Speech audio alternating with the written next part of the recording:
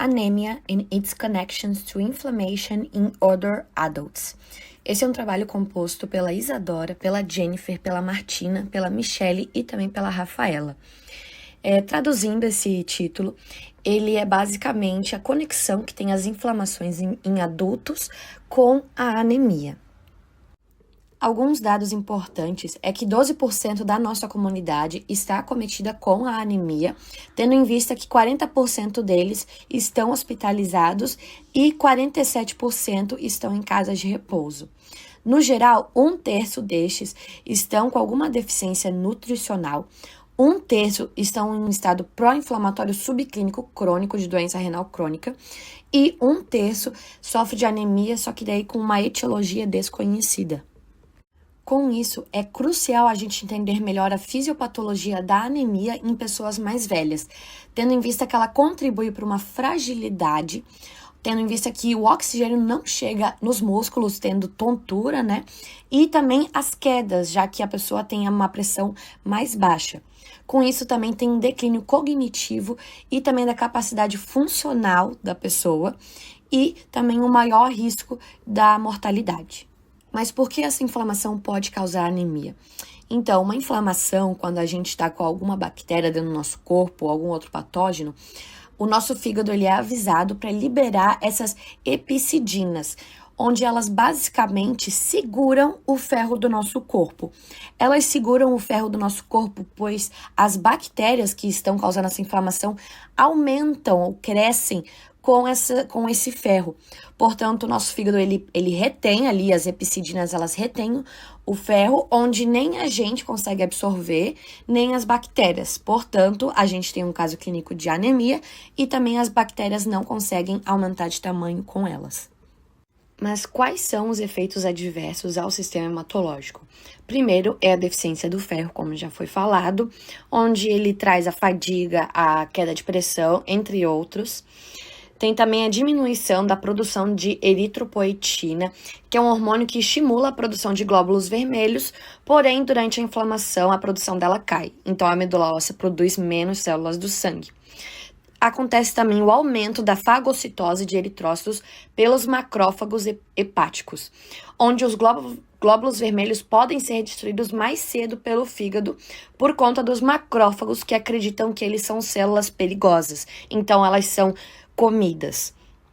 O aumento da eritrose pelo estresse oxidativo. O estresse oxidativo ele danifica as células vermelhas, fazendo com que elas morram mais rápido, sobrecarregando assim o corpo e piorando mais a anemia. Doenças que podem causar anemia. Das doenças inflamatórias crônicas, nós temos as doenças pulmonares infecciosas, a infecção urinária crônica, a artrite, o DPOC, que significa a doença pulmonar obstrutiva crônica, e a doença renal crônica. Nas doenças autoimunes, a gente tem a artrite reumatoide, a febre reumática e a vasculite. Nas doenças hematológicas, temos a anemia aplástica, as neoplasias hematológicas, como a leucemia ou o linfoma, e os tumores sólidos. Das doenças gastrointestinais, a gente tem a esofagite, a gastroenterite, as úlceras pépticas, a colite ulcerativa, as síndromes de má absorção intestinal, como a intolerância à lactose ou ao glúten, e a doença celíaca. As condições que podem causar anemia, nós temos as doenças endócrinas e metabólicas, como a síndrome metabólica, o sobrepeso, a sarcopenia e a desnutrição.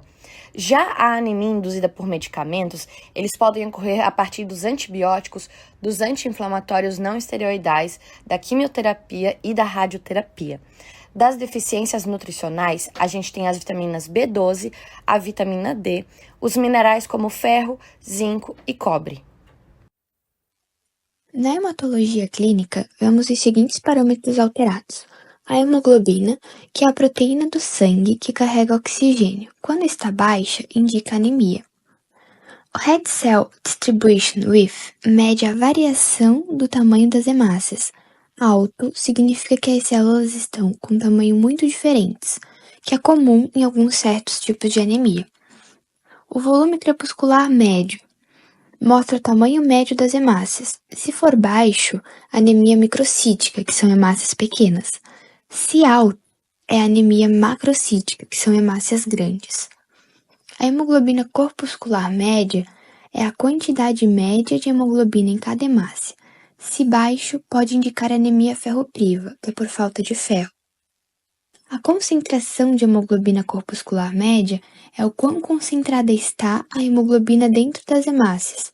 Se for baixo, hemácias mais pálidas. A contagem de eritrócitos é o número total de hemácias, baixo na anemia, pois há menos células para levar oxigênio. E a contagem de leucócitos e plaquetas, geralmente normais em anemias simples, mas podem ser alterados em casos mais graves ou quando há outras doenças associadas.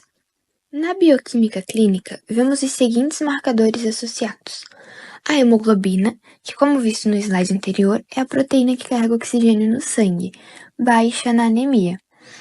A hepcidina, que controla o ferro no corpo. Quando alta, ela dificulta o uso do ferro, causando anemia. A ferritina é a reserva de ferro no organismo. Baixa indica falta de ferro. O ferro sérico é a quantidade de ferro circulando no sangue. Baixa sugere falta de ferro. Transferritina é a proteína que transporta o ferro no sangue.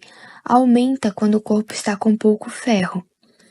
E a proteína C reativa é o marcador de inflamação. Pode subir quando há infecção ou inflamação, o que pode causar anemia mesmo com ferro normal. Na imunologia clínica, temos alguns pontos a serem observados, como as citocinas pró-inflamatórias, que são substâncias que aumentam a inflamação, podem atrapalhar a produção de hemácias e causar anemia. As citocinas anti-inflamatórias são substâncias que controlam ou diminuem a inflamação, ajudam a proteger contra a anemia causada por inflamação crônica.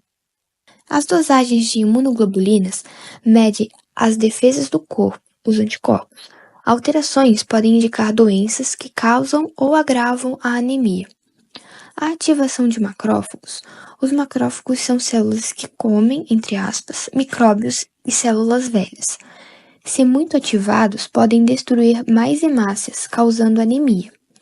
Os testes de Combs direto e indireto. Eles detectam se há anticorpos atacando as próprias hemácias. Positivo sugere anemia autoimune. Na hemoterapia, também temos alguns pontos a serem observados, como a transfusão de hemocomponentes, que pode ser necessária quando a anemia é grave para repor rapidamente sangue e hemácias. A resposta à eritropoetina exógena, o EPO, ele é um hormônio que estimula a produção de hemácias, então é sempre bom avaliar se o paciente responde bem ao tratamento com EPO sintética. Já a indicação do uso racional de EPO em pacientes idosos, porque em idosos o uso de EPO deve ser bem avaliado, já que pode ter alguns riscos, como a trombose. Só pode usar quando realmente for necessário. O vídeo foi baseado nessa referência. Muito obrigada a você que ficou até o final do nosso vídeo. Não esquece de seguir, curtir e deixar um comentário.